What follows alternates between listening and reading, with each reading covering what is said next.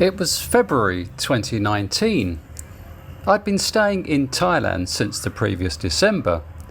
I had a photography studio in Brighton, UK, but this winter, like the previous one, I'd left my studio in charge of another photographer and headed for Asia to escape the British winter.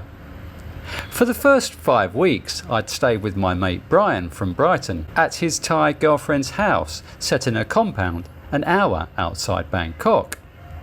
I'd walk around the pleasant neighbourhood each morning with a gym and swimming pool nearby, plus a couple of bars and restaurants, which was good for a while, but I started to feel isolated out there and had moved into the city. Hello, good morning, good evening, and welcome to Bigg World Cinema. Without further ado, we'll continue with what you're here for. On Airbnb, I'd found an apartment in Silom, near the Mahanakhon Tower at Chongnonsi, the business district, going for 325 quid, $440 per calendar month. The price had been discounted 75%, as with no reviews, they needed their first guest. I made an appointment to view the place first. The apartment was a tired condo building in a dirty area a few streets away from Pat Pong, the red light district. It had a shallow swimming pool resembling a pond and a worthless fitness room. But the apartment itself was amazing, with 2 bedrooms and a spacious lounge with a large satellite TV, including a channel that occasionally showed Premiership football.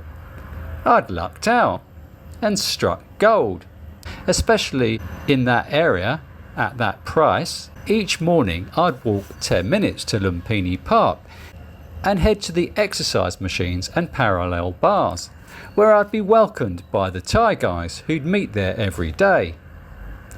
Met a very fit 82-year-old who took his shirt off to perform pull-ups, which put me to shame. Close by was an outside gym with proper weight machines, but I made the most of the free machines instead, doing multiple reps and whilst sweating profusely in the morning heat.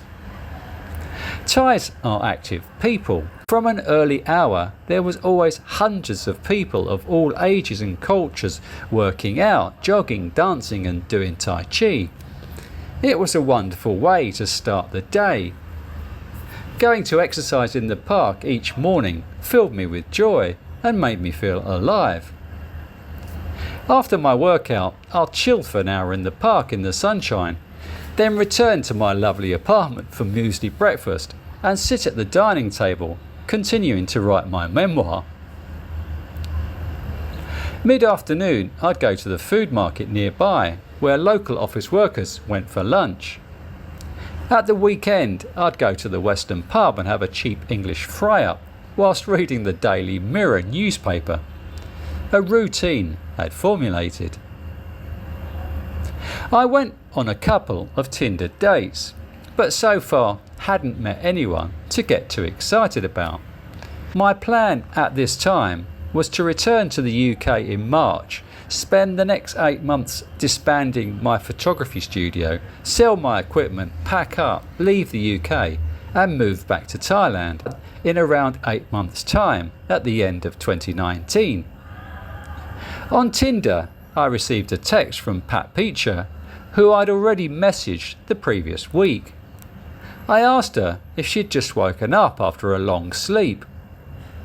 Said she was applying for a customer service job and needed help with some English answers. Okay. Then she messaged again saying she'd just received the questions and asked if I have a laptop and could we meet today. In her photos, Pat Peacher looked good with short dark hair and a slim body. On the way to meet me in Silom, we continued texting on the Line app. She told me she was 38, had a 12-year-old child. Her ex-boyfriend, the father of her daughter, was currently in jail for 20 years for dealing amphetamines. Oh, here we go. Damage alert. Said she was tiny, under 5 foot. Like the previous 2 Thai girls I'd met, Pitcher asked if what she was wearing was suitable Said she was dressed in a casual dress with sandals. Was that okay? Sure. We met at Saladang BTS around 5:30 p.m. Pat Picture was wearing little shorts, a sleeveless top and trainers, so I'm not sure what had happened to her dress and sandals. She was indeed petite and cute with a tiny frame, could be mistaken as a teenager, but she also had an impressive rack. We walked to Lumpini Park nearby, sat down and started working on her application for a job in Malaysia. As I wrote out the answers, she sat beside me, touching my arm encouragingly. Pat Picture needed to send the answers off today, so we started walking back to my apartment, where I'd extended my stay for a further week. As we walked, we held hands, then sat at the table typing her application, which took a couple of hours. When it was done, Pat Picture put the paperwork in her handbag, but made no motions to leave. Instead, she climbed on my lap, and together we watched some YouTube videos on my laptop. Caressing her legs, her skin was silky smooth. Pat Picture said she wanted to drink beer, so we went to the 7-Eleven nearby to buy some beer and crisps, then sat on the couch watching the large TV, draping her legs across mine. It was unbelievable how relaxed she immediately was, which I found with many Asian ladies. Even though you've just met, how unfazed they are coming into a stranger's apartment and immediately getting intimate. She asked if she could stay the night. After another beer, we started making out on the couch like teenagers, with kissing and foreplay before taking her to the bedroom. All the time, she was moaning throughout, which sounded like a child whimpering. I asked if she was okay, but had seen enough adult movies to know this was a common female sound in Asia, particularly Japan, although I'd never heard these sounds from other Thai ladies I'd bedded. Laying down, neither of us slept, but we cuddled throughout the night. I was conscious of a female with an amazing body in my bed, albeit in the guise of a 38-year-old woman who could easily pass as a teenager. Believe it or not, my previous action had been with a middle-aged white woman in Brighton 4 years earlier, and there'd been nobody else. Pat Picture was very attractive. I thought she looked beautiful, which I kept telling her all night. Her face with high cheekbones, a pointy nose and chin, piercing brown eyes. She didn't really look Thai. She wore no makeup, and I loved staring at her. Finally, after all the munters I'd paid for in Thailand, I'd managed to bag a little beauty for free. The following day, Picture's agency texted wanting her application to be sent in Thai. She talked about returning to her brother's flat where she was currently staying, her home being Sisakat, Isan, a poor province in the northeast of Thailand, where her daughter lived with her mother, and the majority of bar girls come from. We walked nearby to local internet cafes to look for computers with a Thai keyboard, but there was none, as internet cafes in Bangkok, unlike other parts of Asia, were now a dying breed. Returning to my apartment, Picture used Google Translate to complete the application and sent it off. Said she was going to leave, then decided to stay. We went for supper in the market, sitting like strangers and eating in silence, but back in the elevator she'd rushed a bit at my side and cuddled me forcefully, as if her life depended on it. I was reminded of my ex-Sri Lankan girlfriend, and how when we'd first met, we'd sit entwined, hold each other close, staying indoors and shutting out the outside world, cocooned in each other's arms, offering each other a lifeline. Ironically, I discovered their birthdays were a day apart, both Scorpions. Having bought more beer and crisps, Picture immediately took off her top, kicked off her shorts, sat in her bra and panties, and draped herself across me and cuddled me close. Her affection was endearing. Made me feel okay about staying indoors with her all day. Effortless, so quickly. Her body felt like velvet, which I wanted to caress all the time. Said she'd sensed I was a nice guy. I asked her story. Picture hesitated. Said it wasn't good. Had previously worked in a bar in Malaysia. Was dating a Japanese boyfriend who she was bad to, but was reluctant to reveal more. My mind was working overtime. Was she a bar girl? On the second night, when we got jiggy again, she would just be submissive, like a rag doll being tossed around, so it was difficult to imagine her being a bar girl. The following morning, Picture's agency requested she resend her answers in Thai and English in the same email, so we reworked her answers again. Down for lunch in the market, she introduced me to some new Thai dishes. Naturally, I was paying. I recalled briefly dating another Thai lady a few years back in Hua Hin, whose place I was staying at. When we went out for supper most nights with her two adorable young kids, as soon as the bill landed on the table, she'd instantly slide it across the table to me, and each night I'd say, "Oh, is it my round again?" But as with Picture, I was getting a free ride too. Again, we barely spoke when outside, but back in the apartment, she'd communicate more. Her agency arranged a Skype interview the following morning for the job in Malaysia. Again, Picture said she was leaving, would do the interview at her brother's, but decided to stay and do it at my apartment instead. As she only had the clothes with her that she'd arrived in 2 days earlier, we went shopping for something she could wear for the interview. It was our first excursion together further than the food market nearby. In the street we walked hand in hand, and in Mango I bought her a new navy blouse that had been reduced to 10 quid, $13.50. Picture was chuffed, carrying the Mango branded bag like it was Prada. With more beer and crisps, we relaxed on the couch again. Stripping off, Picture asked if her fufu smelt, pulling her panties she'd been wearing for 3 days aside for me to perform a sniff test. Reminded me of Stacey, who I dated whilst on study exchange in Kutztown, Pennsylvania for 4 months when I was 24, who was equally as upfront with discussing personal hygiene as Picture was. Unlike my previous stuffy English girlfriends.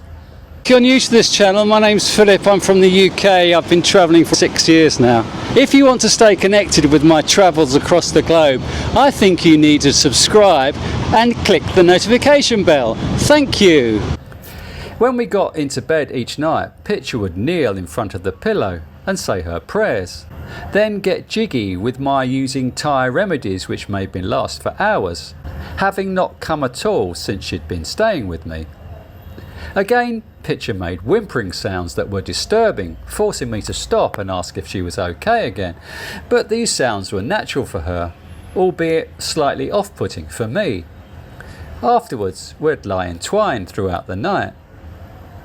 At 7:30 the following morning, Picture was up preparing for her interview at 10:30. I'd never used Skype on my computer before, so needed to download the business app for her. I should have done it earlier, as without home Wi-Fi and running off my phone, the connection was slow and took ages to download. With the interviewer in Malaysia already waiting on the line, I sweated like a pig trying to sort out the connection. "Why is it so difficult?" I could hear a female at the other end saying. Eventually it was sorted and I retired to the bedroom to lie down, but could still hear the conversation. The male interviewer asked Picture to talk about herself. She was nervous, started reeling off the duties she'd had during her first office job, which she'd memorised, but wasn't really saying much about herself and answering that question. He asked how she'd deal with difficult customers, which I'd briefed her would come up, but she still couldn't answer it satisfactorily, hesitating for a long time before replying that it was a long process. The interview was cringeworthy. Sounded like one of the naff interviews I used to have in London, where I'd want the earth to open up and swallow me. I felt for her. She was out of her depth, desperate to return to Malaysia, find a better life for herself and her family, but currently lacked the skills and knowledge to secure a decent job.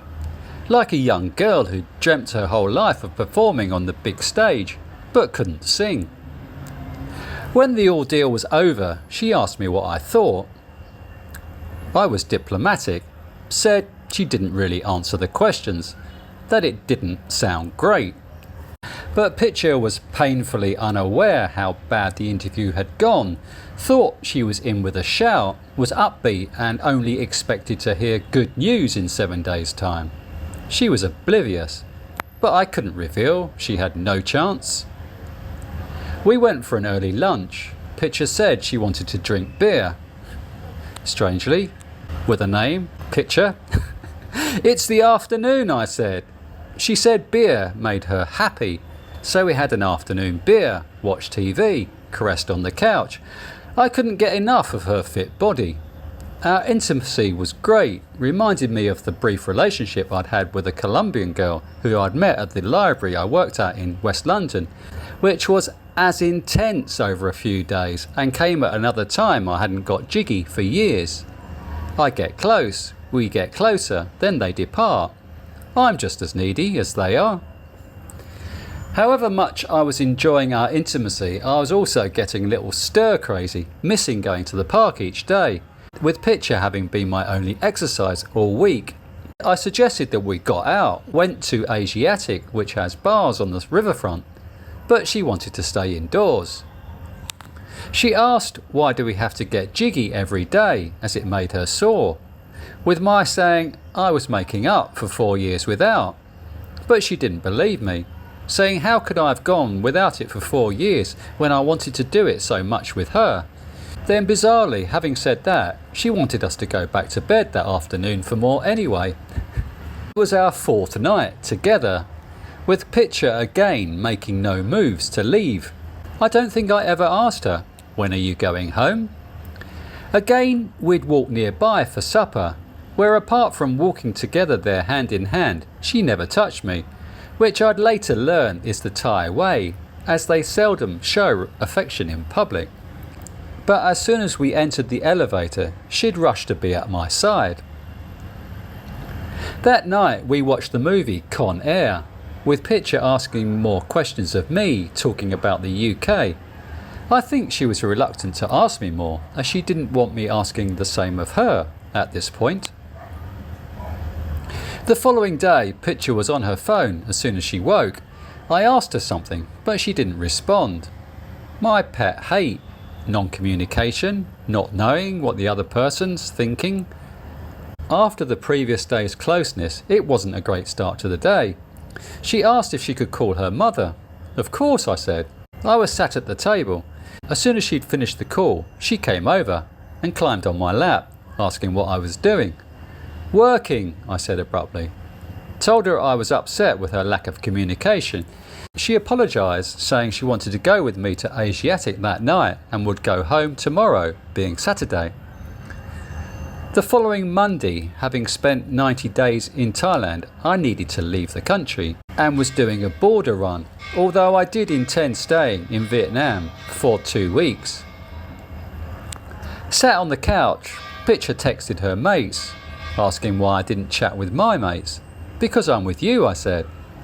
That afternoon, as we watched more pointless daytime TV, I was looking forward to getting my old life back.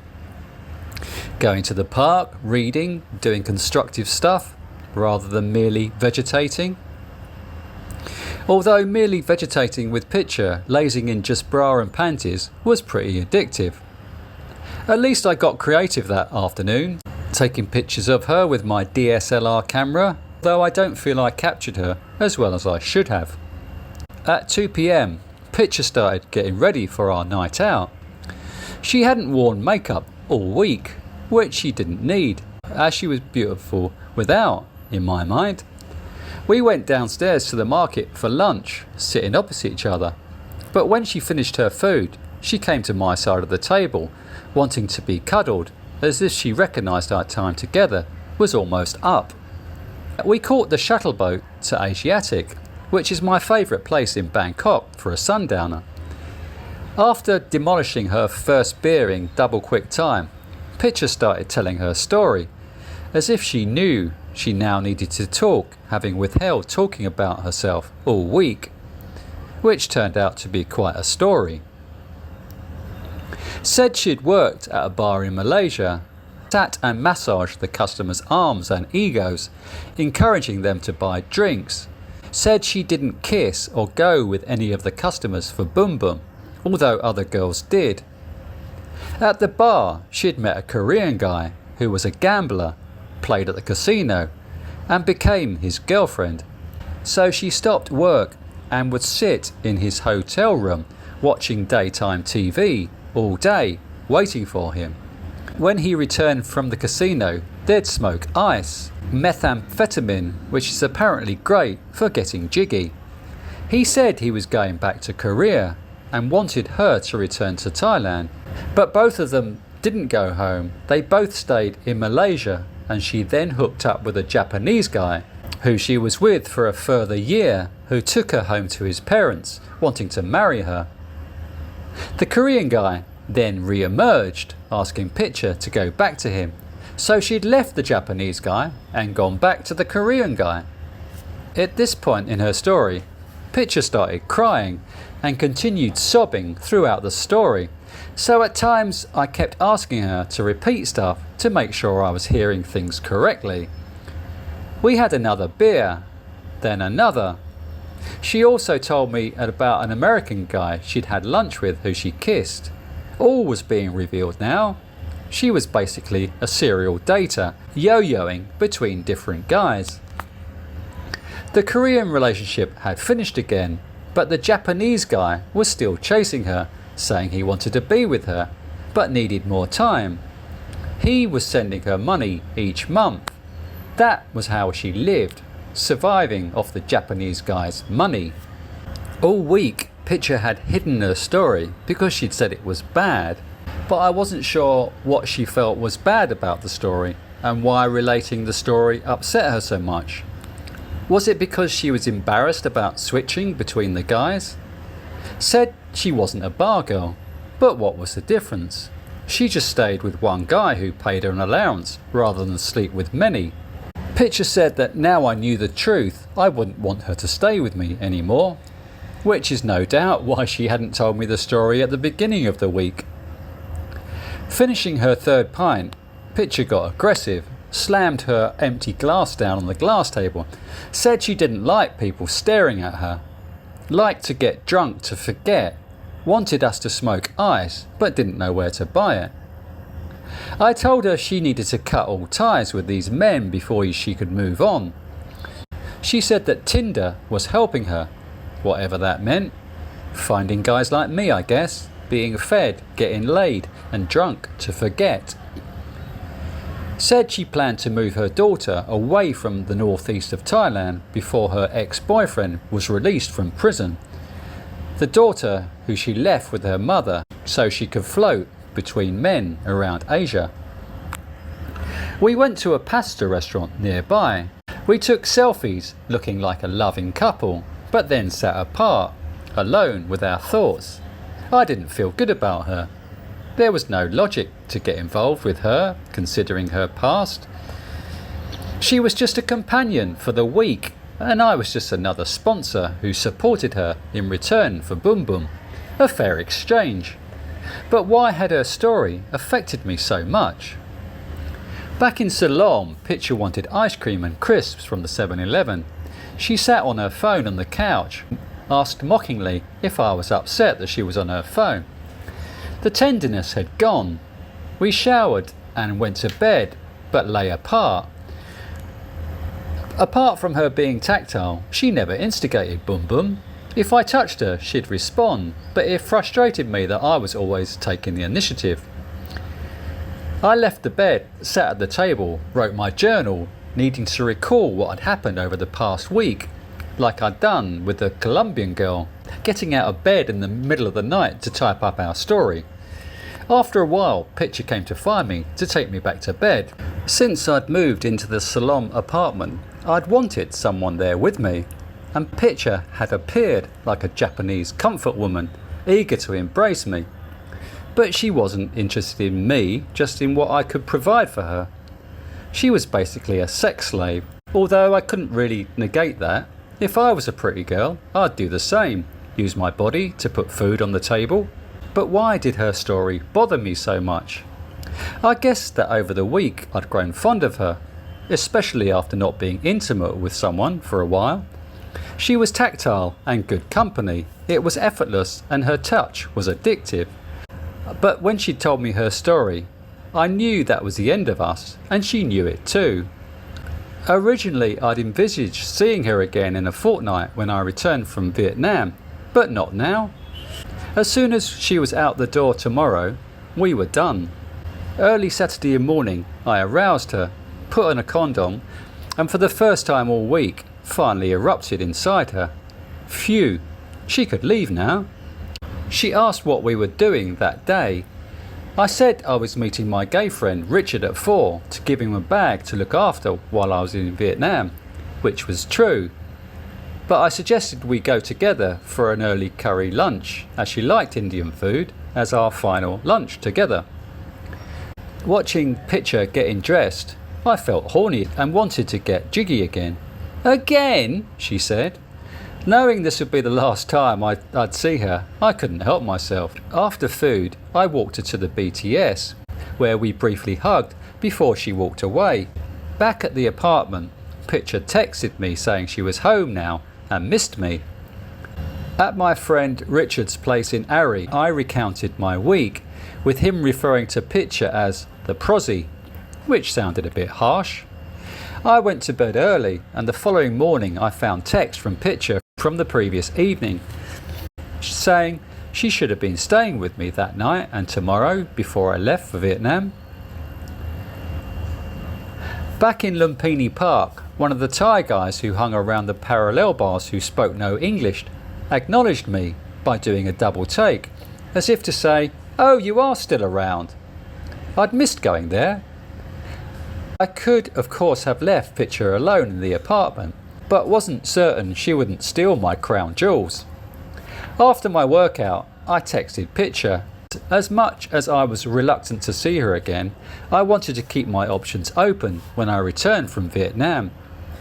She said by then she may have returned to her family up north anyway. Mid-afternoon, Picture texted saying she was bored and wanted to meet me in Silom. I relented. 3 hours later, I met her at the BTS. She was wearing a dress and sandals. Maybe the dress and sandals she'd said she was originally going to wear on the first day we met. So our Tinder date continued. Day 6. We briefly hugged and held hands walking back to the condo. When we walked inside, I questioned whether I should be seeing her again. But after stripping off and caressing her lovely body, I could justify my reasons. My TV was broadcasting Chelsea versus Fulham live. Result! Picture engaged throughout, not looking at her phone and watching and enjoying the match with me. In bed, we cuddled throughout the night. No wonder the guy she dated clung on to her long term. We got jiggy again in the morning before I left the apartment for good. I'd enjoyed my time in Silom and staying there with Picture. Saying goodbye at the bus stop, we went our separate ways. Landing in Da Nang, I'd booked a 10 quid, $13.50 a night hostel in the centre of the city. My room felt basic compared to the bachelor pad in Silom. At supper time, Picture texted asking if I'd arrived okay, asking if I wanted to see photos of when she worked in the bar in Malaysia. I didn't, but I did. In one, she was wearing tiny white shorts with a pink long sleeve top with a drawstring across the front, open to reveal her ample cleavage. In another, she was dressed up for Halloween. Why was she sending me these now? I knew exactly why. Just a quick reminder to please click the thumbs up button if you liked the video, or thumbs down button if you didn't. Obviously. Thank you. The conversation continued, repeating stuff about the story she'd already told me, mostly going over old ground. However, slipping in that a British guy had befriended her at the bar in Malaysia, who she was also involved with for a year, and wanted her to move to Korea to be with him. Ha! The list was growing. A rich man's plaything. I was unsure of the chronology now. So, are there any more apart from the Korean, the Japanese and the British guy? No, she said. Pitcher asked if I'd ever got jiggy with a bar girl. I told her I had 10 years ago in Thailand, but not since. I could have lied to you, I told her. I asked her if she'd been with anyone for money. No, she responded. She just lived with guys who paid her an allowance. Isn't that the same thing? I told Pitcher she needed to be a good role model for her daughter by finding a decent job. She agreed, but the following morning said she was thinking of going back to bar work. So much for our conversation of the previous evening. She also said she wanted to smoke ice with me. Ha! Her ex-boyfriend was already doing 20 years for that. I didn't really fancy a stint at the Bangkok Hilton myself. She couldn't help herself. The dark side was enticing her back again, as she sought comfort from her troubles and daily grind. We were going round in circles. She couldn't see what was good for her anymore, drifting from one man to the next in relationships that never lasted. No wonder she'd asked me why was I so kind to her. All the other men she knew mistreated her. I couldn't change or save her. She really was a lost soul. I pictured her one day working in a bar, spaced out, going with men, being taken out the back, her eyes wide open, staring at the flickering neon, her mind absent. Or was she totally aware of what was going on? The men were the suckers, and I was just another fool drawn into her web of deceit. What I failed to ask her was why hadn't she considered sticking with just one guy? I couldn't believe I was still wasting energy with this girl. Mid-afternoon, Pitcher texted saying she'd failed the interview. Surprise, surprise. She asked if I'd be interested in setting up a small business with her. No chance. I ignored that message. Then later, annoyed that I hadn't texted her all afternoon, she sent a repeated text down the page. The following morning at 7 a.m, Pitcher texted me asking if I was with another woman. Jesus, we were as insecure as each other. When are you coming back to Bangkok this year? October, November, I told her. You'll have another boyfriend by then. Why you think like that? Will you wait for me then? I asked. I will, she said. Not that I was planning on being with her anyway. I just wanted to sound her out.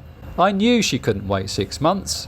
It was only a matter of time before she'd be canoodling with another stranger on his couch, or back in Malaysia working in a bar. But it was good fun while it lasted. What's the longest date you've ever had? Happy dating, everyone.